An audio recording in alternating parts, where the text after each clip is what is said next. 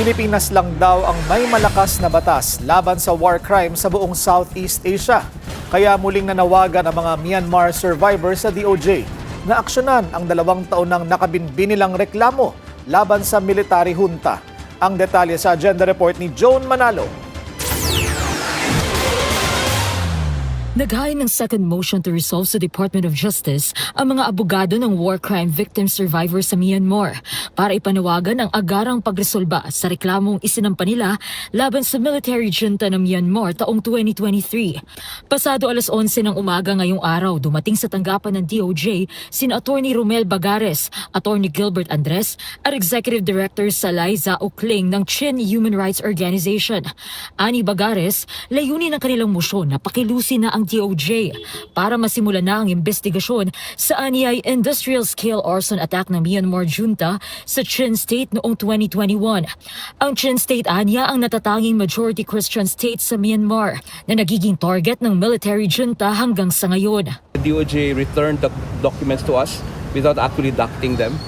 But we've since filed a motion for reconsideration. I've been waiting for the last 2 years for the DOJ to act. If they want to dismiss it, they should dismiss it so that we can take it up to the courts.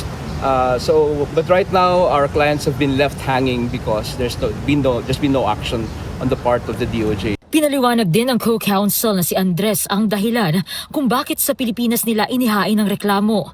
At dahil anya ito sa Republic Act 9851 o ang Philippine International Humanitarian Law Act.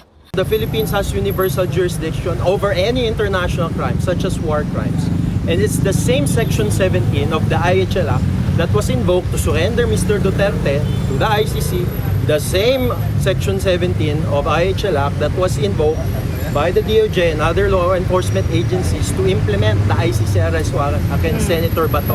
Nakasaad din anya sa Section 17 ng IHL Act na maaaring usigin ng Pilipinas ang war crimes na nangyari sa ibang bansa sa ilalim ng konsepto ng universal jurisdiction. Kaya patuloy na nananawagan sina Bagares at Andres na dinggin at aksyonan na sana ng DOJ ang kanilang reklamo na matagal na anyang nakabinbin sa ahensya. We're the only country in Southeast Asia that has such a robust legal framework. And that's why they look to the Philippines as a beacon of hope really for accountability with respect to war crimes and crimes against humanity. Ayon kay Salai Zhao Kling, nasa 83 sibilyan na ang nasawi dahil sa patuloy na kaguluhan sa Chin State ng Myanmar mula January hanggang July ngayong taon.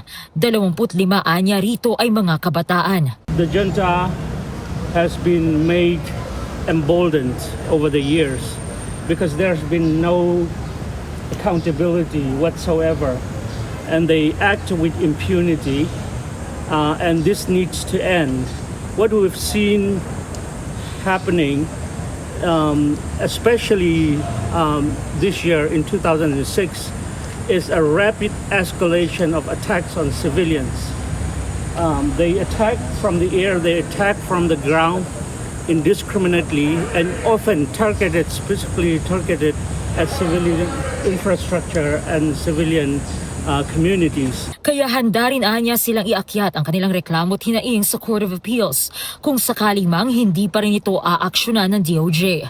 Para sa agenda, Joan Manalo, Billionario News Channel.